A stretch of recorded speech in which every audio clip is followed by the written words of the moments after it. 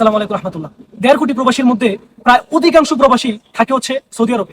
দেশের রেমিটেন্সের মধ্যে সৌদি আরবের প্রবাসীদের যে কতটা গুরুত্বপূর্ণ ভূমিকা রয়েছে তা অস্বীকার করার কোনো সুযোগ নাই। কিন্তু বর্তমানে আপনি দেখবেন যে সৌদি আরবে ভিসা জটিলতায় আমাদের হাজার হাজার প্রবাসী ভাই বিভিন্ন সমস্যায় ভুগতেছে। যেসব প্রবাসীরা নিজের ঘাম ত্যাগ ও শ্রমের বিনিময়ে বাংলাদেশের অর্থনীতির চাকা সচল রাখে, ওইসব প্রবাসীর বিষয়ে আমরা নীরব কেন?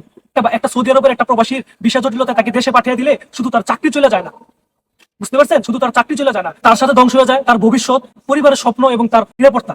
আমরা বাংলাদেশের সরকারের কাছে জোর দাবি জানাচ্ছি, সৌদি আরবের সরকারের সাথে জরুরি কূটনৈতিক আলোচনা করেন। যারা বাংলাদেশি প্রবাসী আছে সৌদি আরবে, তাদের ভিসা বাতিল হওয়ার মূল সংখ্যা কত এবং কারণ, এগুলা মানুষের সামনে প্রকাশ করেন। ক্ষতিগ্রস্ত প্রবাসীদের জন্য একটা আইনি ব্যবস্থা ও কনসুলার সহায়তা জোরদার করেন। ভবিষ্যতে এইসব সমস্যা দূরীকরণের জন্য দুই দেশের মধ্যে কার্যকর সমন্বয় নীতিগত উদ্যোগ গ্রহণ করতেই হবে। সংশ্লিষ্ট কর্তৃপক্ষের কাছে দ্রুত, কার্যকর ও দৃশ্যমান পদক্ষেপ দাবি করতেছি। আমাদের সৌদি আরবের প্রবাসীদের সম্মান ও নিরাপত্তা নিশ্চিত করতেই হবে। আমরা প্রবাস মঞ্চ পরিবার সৌদি আরবে প্রবাসীদের ন্যায্য দাবি আদায় না হওয়া পর্যন্ত আমাদের সোচ্চার ও প্রতিবাদী অবস্থান অব্যাহত থাকবে ইনশাআল্লাহ।